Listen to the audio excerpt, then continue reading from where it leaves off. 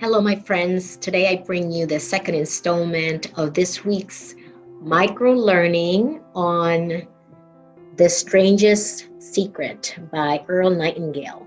And in this installment, I'm going to share with you what Earl talks about when he's referring to goals. He says that a success is anyone who is pursuing deliberately a predetermined goal, because that's what he or she decided to do deliberately. And he also outlines that 1 out of 20 people are following goals. The rest of the people are drifting as if they were driftwood.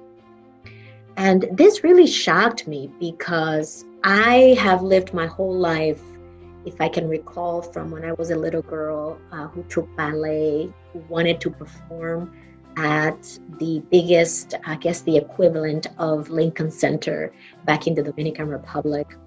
I got to do that. I worked so hard to be selected as one of the ballerinas. And I remember how proud I felt to be in the Nutcracker in the Dominican Republic. This is probably 1979, 1980.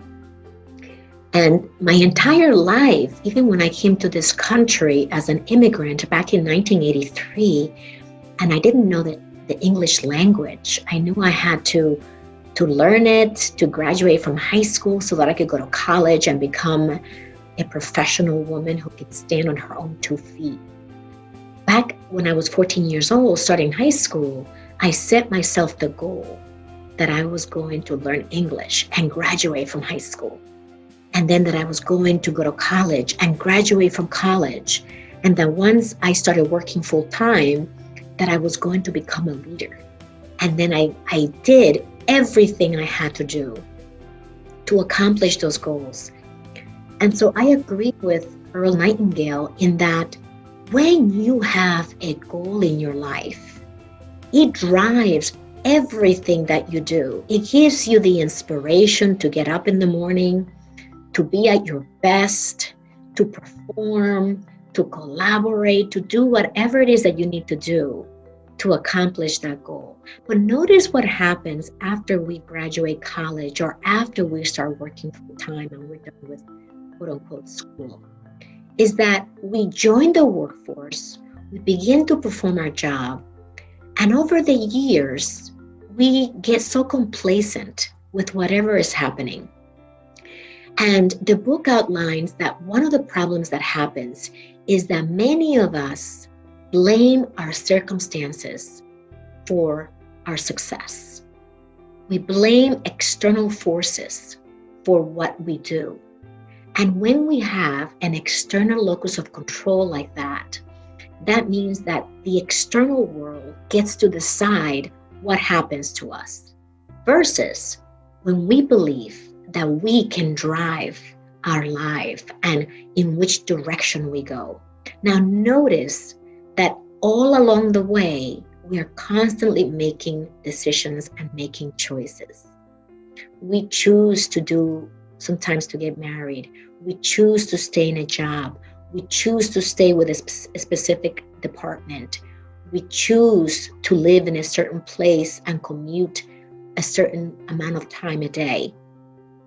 And when we think that we are trapped or imprisoned by our decisions because there's no other alternative, that implies that we think that the external forces are the ones driving our decisions. And at every point in life, we made that decision to be where we are right now. And even people, for example, like myself who are divorced and think, well, I have child support to pay. How can I make a decision to do something differently? Well, guess what? We, divorced people with children and child support to pay, also can make decisions. But to do that, we need to have a growth mindset that says, there are possibilities out there. There are possibilities for me, and I have something valuable to contribute. So that's what I want to share with you today about the book when it comes to goals. If we don't set a goal, one of the examples that Earl Nightingale gives us in the book is that imagine that a ship is about to sail. If that ship doesn't have a destination, a crew, a captain, is that ship going to go anywhere? The only way that you can get to your destination is by knowing what that destination is. So if you have, as you have spent years in the corporate world, in the workforce, if you have forgotten what your destination is, if you don't have goals anymore and you're adrift in the ocean, just looking to see what wave hits you and you go in whatever direction the ocean is going to guide you in, then that explains potentially how you feel every day, where you may not be waking up energized and inspired to go to work and to do the job and the role that you're currently doing. Perhaps it's time to begin to focus on what those goals are for you, regardless of your age, regardless of your background, and regardless of your current situation. So that is my challenge for you today, to identify what is my goal? What do I want to create? And then what kind of progress do I want to make towards achieving that goal on a daily basis? That, my friends, is the difference between the people who quote unquote succeed and people who quote unquote fail. And I don't want you to be part of the group of people who fail. I want you to be amongst the people who succeed using your definition of success. I will see you tomorrow. And if you want to connect with me and put together a strategy session for us on my calendar, you can find me at callwithginny.com.